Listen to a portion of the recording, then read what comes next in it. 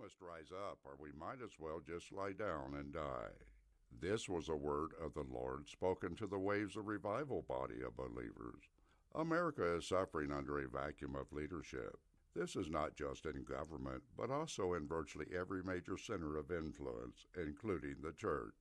In Isaiah chapter 3 through 5, we are told that capricious, immature leaders are the beginning of the judgment of God for the nation that turns from God and falls to the ultimate depravity of calling good evil and evil good, and for dishonoring the honorable while honoring the dishonorable. That is an accurate description of America. It will take more than an election to get us out of the mire we're in. We must have revival. We must have another great awakening, or we will not survive much longer. America needs to get ready. This is not to imply that the elections are not important. America and the rest of Western civilization have been led to the edge of a most dangerous cliff. The whole world is about to crash on the rocks of financial bankruptcy. But financial problems are just a root of something worse. The West has lost its spiritual and moral underpinnings without which we cannot survive as a free people. Money is not the answer to America's problems. A financial change of direction would buy us more time, but without a change of heart, we will end up at the same place very quickly. America has fallen into virtually every trap that the Founding Fathers warned would doom the nation. These warnings were specific and clear that the results of going the direction we have gone were accurately foreseen. These warnings have been repeated often from Congress and the Oval Office, but nothing has been done to change the course. Leadership requires more than knowledge of what needs to be done. It requires the courage, resolve, and endurance to take the helm and steer the ship out of danger. God is looking at the heart of America. Again, our problems are not just economic problems, they are character problems. The economy is just a reflection of the sickness of heart we now have. We do need to evaluate what is being done and what the consequences will be if we do not change our course. But we also need to evaluate why we have been doing them. We must be careful in our decisions in this hour.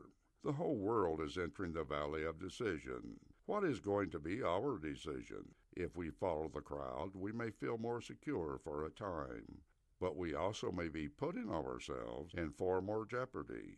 The same crowd that welcomed Jesus into Jerusalem by crying, "Hosanna, blessed is he who comes in the name of the Lord," were just 5 days later crying, "Crucify him." The discernment of the crowd in such matters has seldom been good. We each must have in our own core a moral compass that we will navigate by regardless of whether others are going that way or not. Americans have lost more of their freedom in the last 3 years than possibly in the last 2 centuries. Recent Obama administration orders have been described as a frontal attack on the Catholic Church, but they are much more than that. They are a very basic and bold attack on the entire church in America, as well as religious liberty in America. If the church in America continues to sleep through what is being done to it, then it will very soon wake up dead. Where are the voices like John the Baptist who would challenge Herod? This is the time for courage and unyielding resolve. If we are afraid we will be killed like John the Baptist, we must remember that there are worse things than dying. It will be far worse to stand on that great judgment day as a watchman who did not sound the alarm, or as a shepherd who did not protect those entrusted to them. Revelations 21 verse 8. But the fearful and unbelieving, and the abominable, and murderers, and whoremongers, and sorcerers, and idolaters, and all liars shall have their part in the lake which burneth with fire and brimstone, which is the second death. It will be much better to suffer now, even imprisonment or death, than to suffer then. There is no place for cowardness in the true faith. The Lord made it clear that those who sought to save their lives would lose them, but those who would lose their lives for his sake would find them. Matthew 16, verse 25. For whosoever will save his life shall lose it, and whosoever will lose his life for my sake shall find it.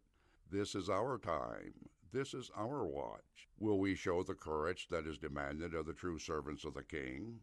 John the Baptist rarely had prophetic experiences, but he was a preacher of righteousness and justice with an uncompromising resolve.